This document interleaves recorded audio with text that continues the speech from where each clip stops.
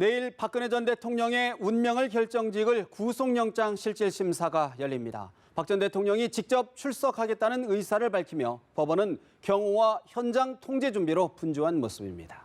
서울중앙지법 연결합니다. 이소영 기자. 네, 내일 오전 10시 30분 박근혜 전 대통령이 구속영장 실질심사를 받기 위해 이곳 법원의 모습을 드러냅니다. 박 전 대통령은 제 뒤로 보이시는 서관 4번 출입구로 입장해 322호 법정에 서게 됩니다. 전직 대통령이 영장 실질심사를 받는 것은 헌정사상 처음인데요. 역사적인 순간을 담기 위해 벌써부터 취재진들의 자리 경쟁이 치열합니다.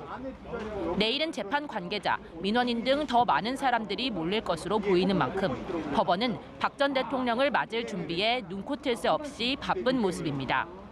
지난 검찰 소환 동사 당시에는 경호를 위해 청사 전체의 출입이 통제됐었는데요. 법원의 경우 하루에도 16,000여 명이 드나들고 재판도 예정돼 있는 만큼 건물을 비우는 것은 어렵다는 입장입니다. 당장 심사가 열리는 321호로 향하는 통로인 317호부터 319호 법정에서도 10시부터 재판이 예정돼 있는데요. 법원은 일단 출입문 일부를 폐쇄하고 차량 통행을 금지하되 다른 재판 관계자들에게는 최대한 피해가 없게 하겠다는 방침입니다. 이소영 기자, 영장 실질심사 어떤 절차로 이루어지는지도 자세히 설명해 주시죠. 네, 영장실질심사는 구속 전 피의자 신문이라고도 불리는데요. 검찰이 무분별하게 구속 수사를 하는 경우를 방지하기 위해 판사가 직접 피의자에게 질문을 던져 구속 여부를 결정하는 절차입니다. 피의자인 박 전 대통령이 판사의 맞은편에 앉고 박 전 대통령 왼쪽에는 검사가, 오른쪽에는 변호인이 앉게 됩니다. 검찰에서는 박 전 대통령을 직접 조사한 한웅재 형사 8부장과 이원석 특수 1부장이 나설 것으로 보이는데요. 이들이 구속의 필요성을 설명하고 나면 변호인 측이 이를 반박하고 이후 판사가 직접 박 전 대통령을 신문하는 방식으로 진행됩니다. 이재용 삼성전자 부회장의 경우 심사에만 7시간 36분이 걸렸는데요. 박 전 대통령 역시 혐의가 13가지로 다툴 부분이 상당히 많은 만큼 시간이 많이 필요할 것으로 보입니다.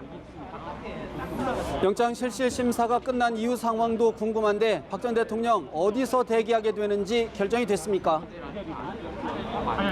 네, 박 전 대통령이 어디에서 영장 심사 결과를 기다리게 될지는 아직 정해지지 않았습니다.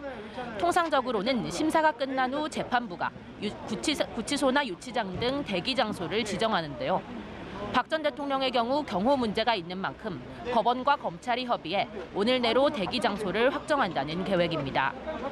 동선이나 경호를 생각하면 대기 장소는 법원과 가까운 검찰청사 내부가 될 것이란 관측인데요. 검찰은 박 전 대통령이 검찰청사에 대기하게 될 가능성을 염두에 두고 본관 건물 출입을 통제하는 등 대비책을 마련하고 있습니다. 지금까지 서울중앙지법에서 연합뉴스TV 이소영입니다.